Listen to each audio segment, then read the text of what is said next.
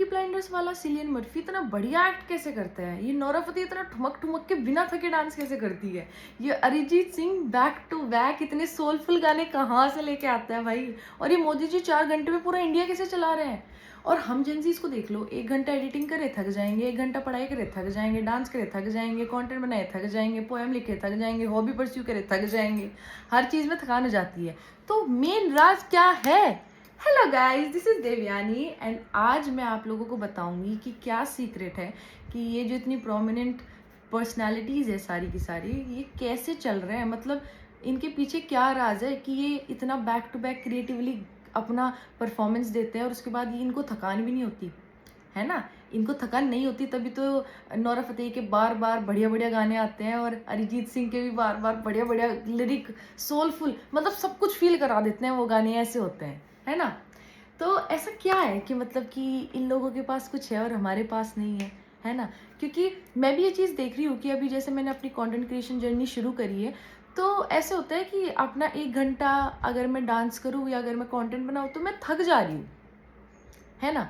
और फिर मैंने कंपैरिजन में देखा कि जो मेरे हस्बैंड है गाइज, वो 8-9 घंटे ड्यूटी करते हैं, ठीक है, वो घर पे आके भी मेरी हेल्प कराते हैं, वो घर पे आके बेबी को भी रखते हैं और उसके बाद उनका खुद का जो पैशन है उसके लिए भी काम करते हैं, है ना। मतलब उनके भी बहुत सारे अलग अलग क्रिएटिव परस्यूट्स है जो वो परस्यू करते हैं और उस पर भी काम करते हैं। और अभी देखो कल 26 को रिपब्लिक डे है, तो उसके लिए भी मतलब उनको एंकरिंग करनी है, तो उसके लिए भी वो काम कर रहे हैं। मैंने अभी यहाँ पे आके देखा, सुबह के 5 बज रहे हैं अभी, मैंने अभी आके देखा उन्होंने पूरा बोर्ड पे सीक्वेंस लिखा हुआ है कि एंकरिंग में कैसे कैसे क्या करना है।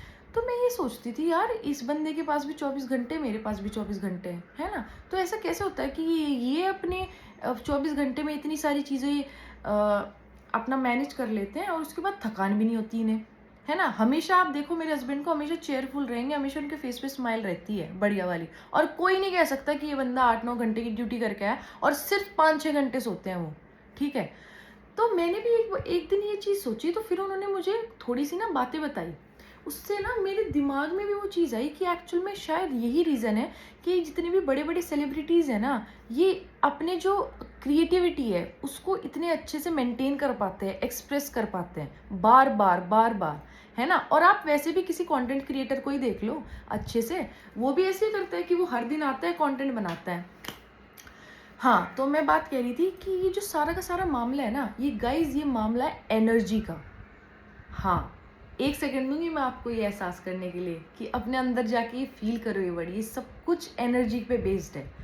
अगर आप अपनी जो एनर्जी है वो जो मीनिंगलेस सी चीज़ें नहीं होती है ना, कि छोटी छोटी वरीज होती है, हम सारी एनर्जी वहाँ पे वेस्ट कर देते हैं अपनी, है ना। जो एनर्जी हमें लगानी चाहिए अपनी क्रिएटिविटी को परस्यू करने में, वो सारी एनर्जी वहाँ पे चली जाती है। और फिर अगर हम कुछ परस्यू भी करते हैं, हमें बहुत जल्दी थकान हो जाती है ना। जैसे मैं छोटी छोटी चीज़ें बताऊंगी, जैसे मान लो आप किसी से चैट कर रहे हो और किसी ने आपको बोला कि यार तेरी राइट आईब्रो ना लेफ्ट आईब्रो से थोड़ी सी छोटी है ना। अब आपने उस चीज़ का जवाब नहीं दिया, आपको लगा कि यार ये क्या बेतुकी बातें कर रहा है यार, मैं इस चीज़ का जवाब नहीं दे रही और छोड़ यार, मैं तो लेट गो करती हूँ। पर गाइस, जब आप कपड़े धो रहे हो या जब आप कपड़े फोल्ड कर रहे हो, है ना, या जब आप चाय पी रहे हो, वो जो छोटा सा वो एक जजमेंट था या कुछ भी कह लो ना, वो आपके दिमाग में बैठा रहता है और वो ना आपकी एनर्जी लेके जाता है, एनर्जी कंज्यूम करता है आपकी। जहाँ आप उस टाइम पे अपना कोई क्रिएटिव आइडिया सोच के उसे एग्जीक्यूट करना सोच रहे होते, वहीं पे वो एक छोटी सी बात है ना, वो एक छोटी सी बात जिसका कोई मतलब भी नहीं है, वो बात आपकी एनर्जी कंज्यूम कर रही है। ये बात मैंने 2 बार बताई है, इसलिए बताई है ताकि आप आराम से सोचो, ठीक है। तो क्या होता है कि इन सब छोटी छोटी चीज़ों में ना जो एक दिन में घटती है, हम ना अपना जितना भी माइंड की एनर्जी है ना वो सब दे देते हैं वहाँ पे। अब अगर माइंड में एनर्जी नहीं होगी, माइंड रिलैक्स नहीं होगा, है ना, एनर्जी का मतलब रिलैक्स होना ही होता है, ठीक है। ये माइंड की भाषा है, ब्रेन की नहीं।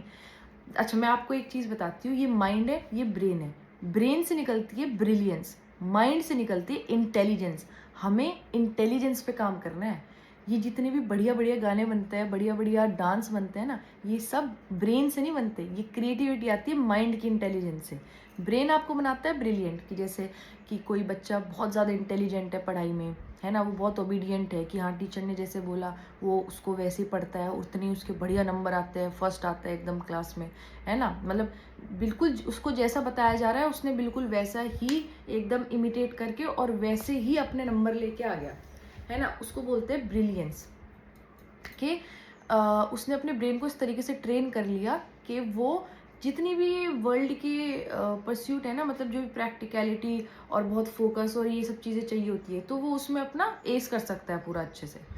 पर एक होती है कि ये जो बढ़िया बढ़िया पुरानी पुरानी हुसैन की पेंटिंग्स होती है ना, ये जो जितनी भी ये होती है ना, मुझे एक पेंटर का नाम याद नहीं आ रहा, है ना, कोई विंसेंट कुछ करके होता है, तो उसकी आपने पेंटिंग्स देखी है, तुम्हें लगता है कि ये किसी से सीखी होगी, किसी से? तुम्हें लगता है अरिजीत जो गाना गाता है वो उसने सीखा होगा?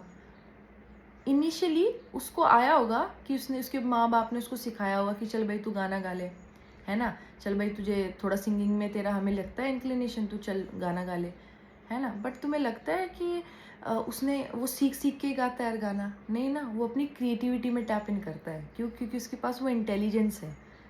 तुम देखो ऐसे लोगों की पर्सनालिटी, इम्तियाज़ अली की पर्सनालिटी देखो तुम, उसकी जो मूवीज़ है ना वो आपको कुछ फील कराती है ना। और एक्चुअल में इंसान अपनी क्रिएटिविटी एक्सप्रेस ही इसलिए करता है ताकि सामने वाले लोगों को या ऑडियंस को कुछ फील करा सके। और मैं भी आज अपनी क्रिएटिविटी अभी जैसे कंटेंट बना रही हूँ, मैं भी इसलिए बोल रही हूँ सबको कि ताकि जो मेरे अंदर है मैं आप सबको फील करा सकूँ कि जो मेरा एक्सपीरियंस रहा है ना।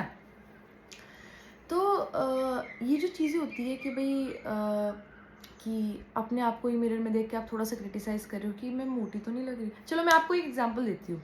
कल ना मैं सुबह 5 बजे उठी, ठीक है, कि मैं कंटेंट बनाऊँगी। मेरे दिमाग में एक आइडिया था कि मैं कंटेंट बनाऊँगी। तो 5 से लेके 7 बजे तक 2 घंटे तक मैं बस यही सोचती रही कि मेरे बाल ठीक है, मेरे लिप्स ठीक लग रहे हैं, है ना? मैंने काजल नहीं लगाई तो ऐसा तो नहीं है कि मैं ऐसी बहन जी सी लग रही हूँ, है? मतलब मैं ठीक लग रही हूँ। बस इन्हीं सब चीज़ों पे मेरा ध्यान रहा और कंटेंट बना ली। मेरा बेबी उठ गया।